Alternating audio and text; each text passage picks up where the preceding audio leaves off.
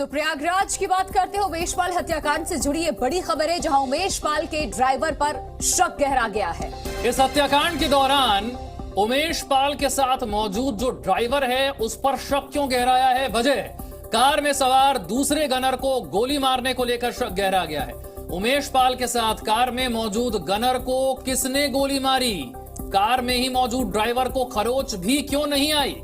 Car में बैठा driver सुरक्षित और कार में ही मौजूद गनर की गोली लगने से मौत हो जाती है। उमेश पाल के कार से बाहर निकलते ही फायरिंग होती है। उमेश पाल के साथ कार में आगे की सीट पर बैठा गनर निकलता है और बाहर उमेश पाल के बगल में बैठा दूसरा गनर गोली लगने के बाद कार का दरवाजा बंद करते दिखाई दे रहा है। और वायरल सीसीटीवी फुटेज में उमेश पाल के साथ सिर्फ एक गनर कार से बाहर निकलता दिखा। और फिलहाल ये जो आप वीडियो देख रहे हैं, ये उस वक्त की बताई जा रही है हत्याकांड को जब अंजाम दिया गया। 5 दिन पहले शाहिस्ता परवीन नजर आई थी इस वीडियो में उस शूटर के साथ। आपको बता दें, अब ये वो वीडियो जिसको लेकर उमेश पाल हत्याकांड में ये बड़ी खबर जो हम आपको इस वक्त बता रहे हैं, ड्राइवर पर शक क्यों गहरा गया? क्योंकि ड्राइवर को खरोच तक नहीं आती है। फायरिंग होती है अंधाधुंध, यहां पर कई राउंड फायरिंग होती है, लेकिन ड्राइवर सुरक्षित रहता है।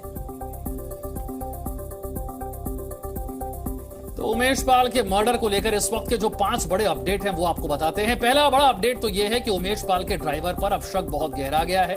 दूसरा अपडेट यह है कि उमेश पाल के साथ ये ड्राइवर मौजूद था जिसे लेकर शक गहराया है। इसके अलावा तीसरी बड़ी बात, हत्या के दौरान सुरक्षित रहा ये ड्राइवर और कार में मौजूद गनर को गोली मारने का भी शक है, क्योंकि दूसरा कार में जो बैठा हुआ था उसे गोली लगी।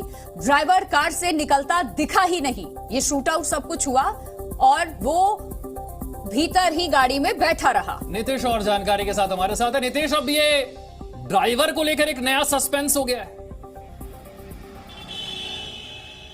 निश्चित तौर पे, और ये सस्पेंस नहीं है बल्कि पूरी तरह से शक के बड़ी सुई ड्राइवर पे जा रही है। वजह यह है कि जब कार में सवार थे 4 लोग, 3 लोगों की मौत हो जाती है और ड्राइवर को छर्रे तक नहीं लगते, यानी पूरी तरह से सुरक्षित जब ड्राइवर बचता है तो सवाल भी खड़े होते हैं। फिलहाल ड्राइवर को हिरासत में लेकर पूछताछ की जा रही है, उसके कॉल डिटेल खंगाले जा रहे हैं। और इसके साथ ही आपको बता दूं कि ड्राइवर पर शक ज़्यादा गहरा है और कहीं ये तो नहीं हो सकता कि आगे अतीक से भी इसके तार जुड़े हों। ये सारे शक की कहीं ना कहीं सुई के आधार हैं और इस पर ये ड्राइवर काफी सालों से था उमेश पाल के साथ, या इसने बहुत कम वक्त से ड्राइविंग शुरू की थी? उमेश पाल के लिए ड्राइविंग का काम किया करता था। देखिए, जो उमेश पाल के घर से सूचना है, उनके परिवारजनों का ये कहना है कि जो ड्राइवर था उनका बेहद खास था, उनके घर में रहता था और पिछले कई सालों से उनकी गाड़ी चलाता था।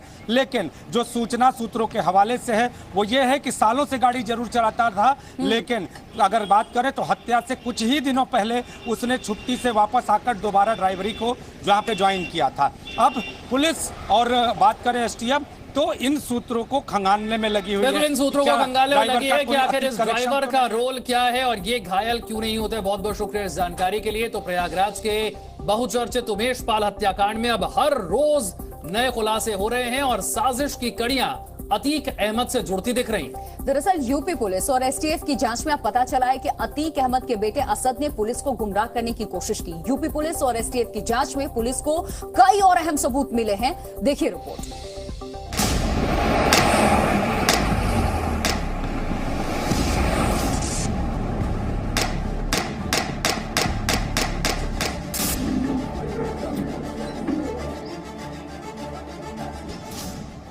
ये है असद अहमद, माफिया अतीक अहमद का बेटा, जो उमेश पाल हत्याकांड में भी आरोपी है।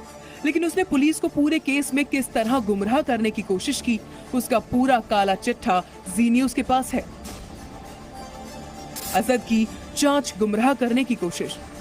अतीक अहमद के बेटे असद का आईफोन मिला है। यह आईफोन लखनऊ के यूनिवर्सल अपार्टमेंट में छापेमारी के दौरान बरामद हुआ था। पुलिस को शक है कि असद ने यह आईफोन जानबूझकर पुलिस को गुमराह करने के लिए छोड़ा था, लेकिन सीसीटीवी फुटेज से उसकी पुलिस को गुमराह करने की कोशिश नाकाम हो गई। लखनऊ में असद ने एटीएम कार्ड से पैसे भी निकाले थे।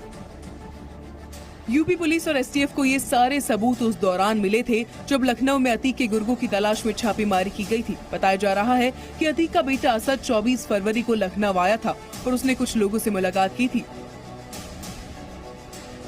हत्याकांड में गिरफ्तार सदाकत खान के हॉस्टल में असद लगातार आता जाता रहा है। पुलिस ने उमेश पाल हत्याकांड में शामिल अतीक अहमद के 34 गुर्गों की पहचान की है। इस हत्याकांड में अतीक अहमद का बेटा असद भी शामिल था। असद की तलाश के लिए यूपी पुलिस जगह जगह छापेमारी कर रही है। माफिया अतीक अहमद का तीसरा बेटा असद उमेश पाल हत्याकांड में आरोपी है। वो सीसीटीवी में उमेश पाल पर गोलियां बरसाता नजर आया था। पहले असद का नाम एफआईआर में शामिल नहीं था। पुलिस ने बाद में एफआईआर में उसका नाम जोड़ा। पुलिस को उसके नेपाल भाग जाने का शक है।